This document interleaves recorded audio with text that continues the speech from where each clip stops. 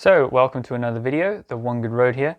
Today I want to give you a review on an app that I've recently been using on a daily basis, and it is one of the best navigation apps on the Android and the Apple Store, or the iOS and Android Google Play Store. Now this app, as I've just loaded it just there, is called Windy Maps. It's part of my collection now of navigation apps. I use Google Maps quite heavily.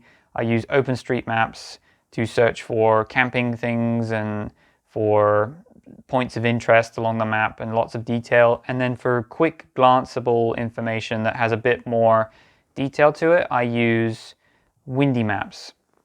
Now, Windy Maps is kind of like Google Maps, but it has a bit more to it, I think. It provides you with a bit more useful information, especially for hiking, biking, off-road touring, anything like that, travel. It's good for that kind of person, and if you're looking for those kind of activities. So I'll walk you through what's on screen right now. I'll walk you through the different map layers and things like that, and then I'll give you some of my feedback and opinion on what I'd like to see changed in the future with this app, because I think it's got a lot of potential, but there are some little things about it which could be better. But then again, I use it still on a daily basis, and I think it is still one of the best ones against all the other ones for my personal use. So let's walk through it. Recording GPX tracker on there. You have map layers here, orientation. So if I go like that, changes orientation. Map layers, you've got between like a regular one and then the winter one. I don't use the winter one, it's not really necessary for me. And we also have the settings menu here.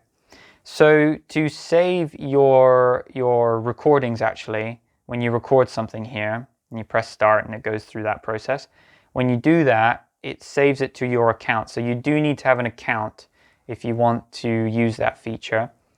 So we bring up the settings menu down here, or the hotbar, I guess you could say. So we have the offline maps. I'll get into that because that's a really, really nice feature, because this is a free application right now. You don't have to pay for it.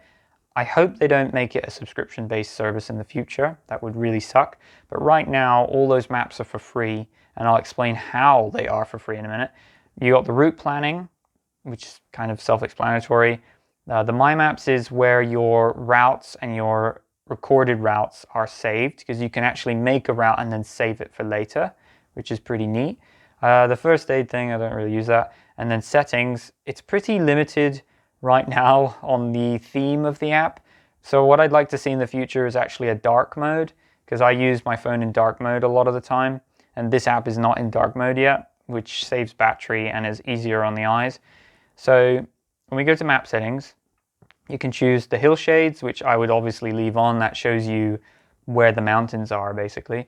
Slope inclines, that's like how steep something is, and they mark it with red colors, and you'll see that in a minute. I'll leave that on for now.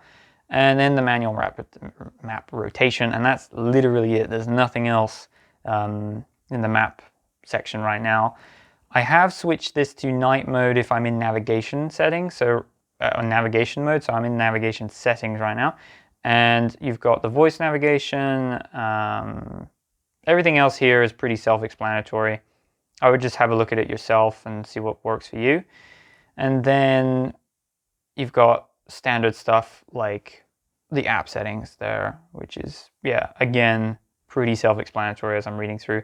You can change your units here. So you can change this to kilometers. That is useful. I would rather have kilometers. I'm in Europe right now, and I don't really work in the other one anymore. Yeah, meters, wind speed. Actually, I weirdly, because I'm British, I actually use miles per hour, which is kind of weird. And I'm definitely going to change that to Celsius. I have no idea what Fahrenheit is. So there we go. So back to the main menu. This is like the map, the standard map. So the way that the map works and the way that they are able to deliver this whole experience for free is that it's using OpenStreetMaps, okay? So OpenStreetMaps, if you don't know already, is like a community-based mapping system, a bit like Google Maps, but it's a bit more, it's got a lot more bells and whistles to it. And it's more, it's created by the community. So when something is added to the map, that's actually probably added from someone who's been on the field, and it's all community-based and open source. So that's why these maps are for free. And what Windy Maps, or the company Windy, what they've done is they've put their own custom theme, I think, on top of the map when you use it. So I'm just going to scroll up to Scotland. People know Scotland a bit better. And I think that the theme of the app and the way it looks is fantastic. And I think the UI is beautifully simple. It's not complicated to use, unlike other apps I've used where it's so complicated to try and add and change things on the map. This is so simple, self-explanatory, and it's really good for simple information. I love how you can see all the peaks. Like if you're doing hiking or biking, you can see where all the highest peaks are. I think that's fantastic, and some other apps like Google Maps don't show information like that. So it's really built for, this is in the Cairngorms here, so it's really built for, you know, people who are in love with the outdoors and want that information in the palm of their hands. So when we zoom in here, you can see the slope data in red, okay? And that's telling you how steep the hill is. And if I change it over to somewhere like the Alps, you can then see how red it is. Like it's super steep, 4,000 meter mountains, right? So that's what slope data is. And it shows you the hillshade as well, it shows you countries, borders. Personally, what I would like to see in the future, I don't want to have the highways highlighted in massive green. I'd like to be able to control the level of, like, the layers of the roads and the networking. For example, these little roads for biking are really, really nice. This is south of France, by the way. And I would rather have those highlighted compared to having the massive highway taking up a lot of the data on the screen. And to me, I don't want to know where the highway is. If we zoom in enough, another nice feature is you start to also see hiking and biking trails, which is really, really nice if you want to get off the main road. And it's fantastic. It also means that you'll be walking on a trail that has been walked before. So it'll have restaurants, it'll have supermarkets and refuges all marked on the map, which is really nice. And you can just search the names. So this one is like a GR trail. I believe it's either a Camino trail or it's a GR78, I think the name of this one is. And you can go and Google search that one and then get more information. So I think that's really, really nice. We also have Andorra over there. So this is all online. Right now we're browsing with an internet connection.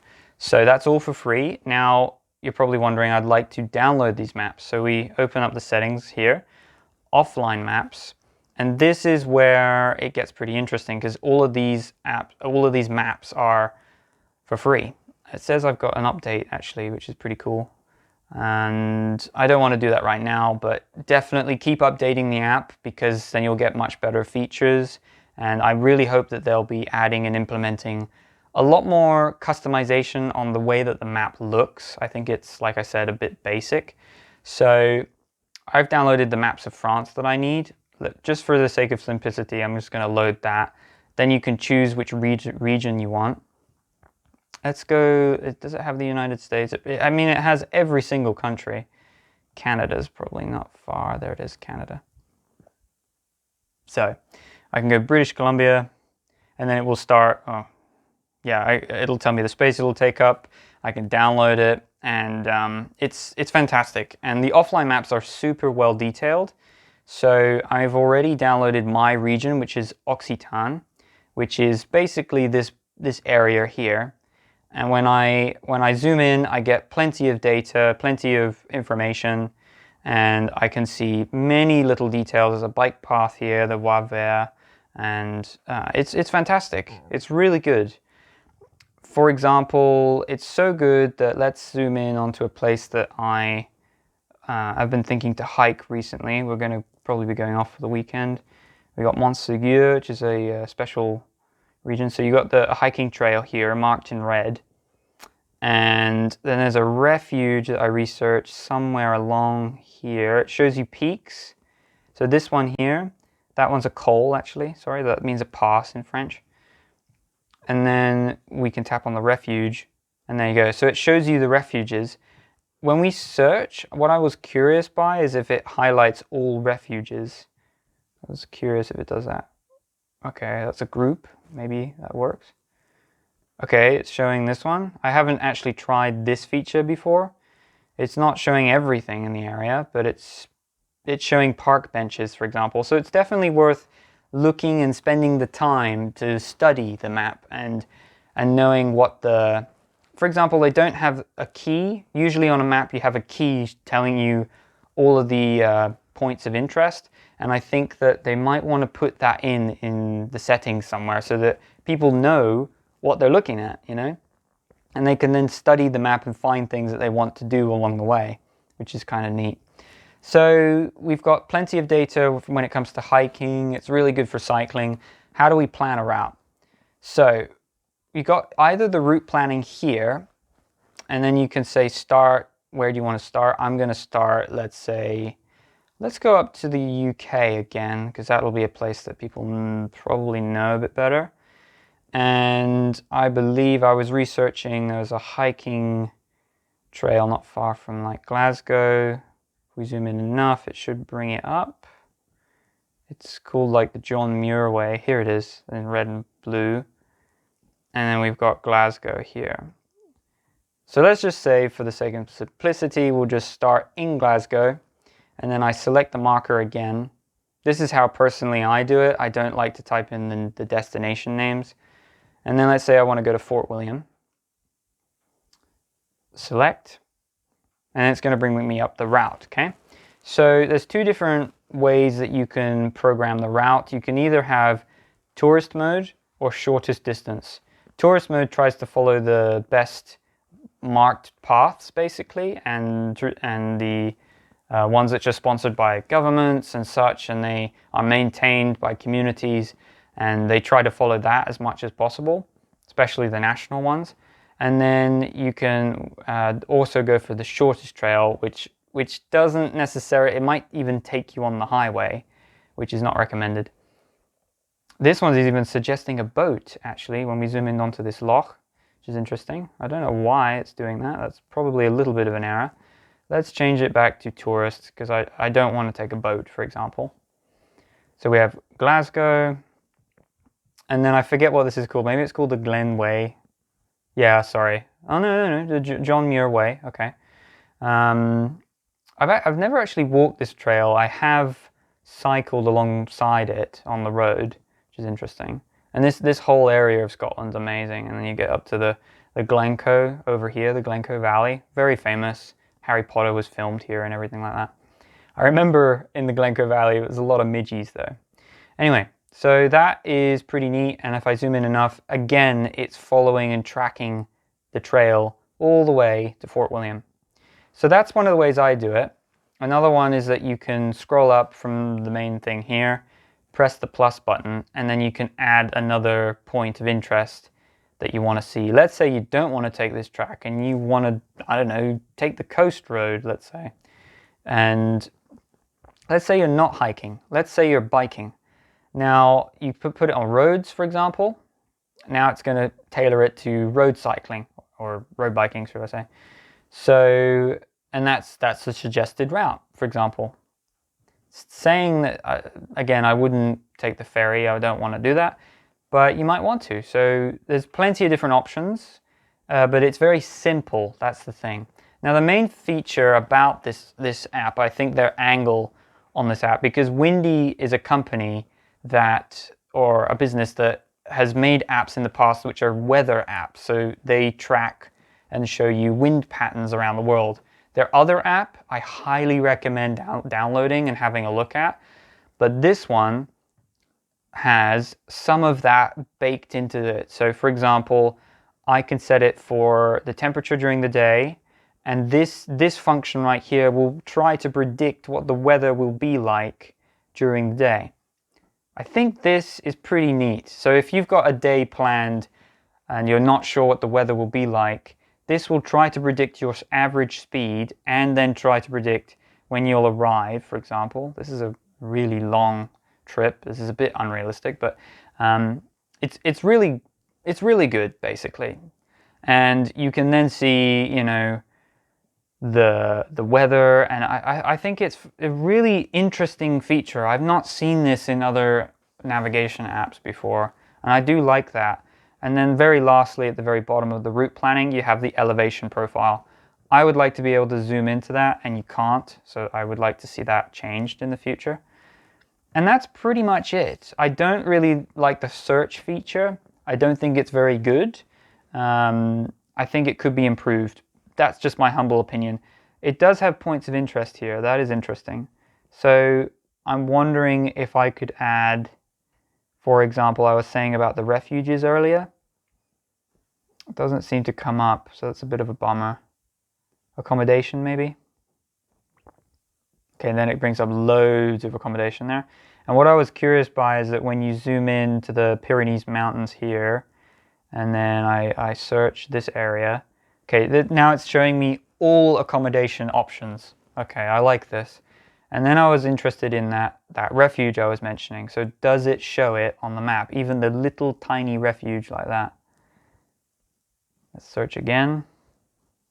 No, it doesn't. So I personally, if I'm hiking, I'd like to have a lot of the little information rather than all the big stuff. But it does even pop up with camping. This is a municipal camping, so that's actually sponsored by the government here in France. And that's good. I think it's a neat feature. And have a look, have a play around with the app and see what works for you, see what doesn't. I think that's pretty much it. There's not much else to say. There's a slider here, which is pretty quick to zoom in. I'd like to have the hiking routes shown more clearly, and I'd like to have the biking routes shown more clearly, more than just roads. I don't want to have just big, massive highways highlighted. And the recording feature, like I said, is pretty neat. And if we go to the My Maps here, it stores all that data. And this is a thing we did at the coast recently. So we were at the beach, and this is just a walking route that was recorded and shows you average speed and etc. Yeah, so it was actually a really beautiful, slow but nice walk. And that's just a quick look at this app. There's not much else to it. Definitely download it, have a try, have a go. I think it's pretty amazing, and I think it has a lot of potential for the future. So have a download, have a try, subscribe for future content, and I will see you, I think, in another video.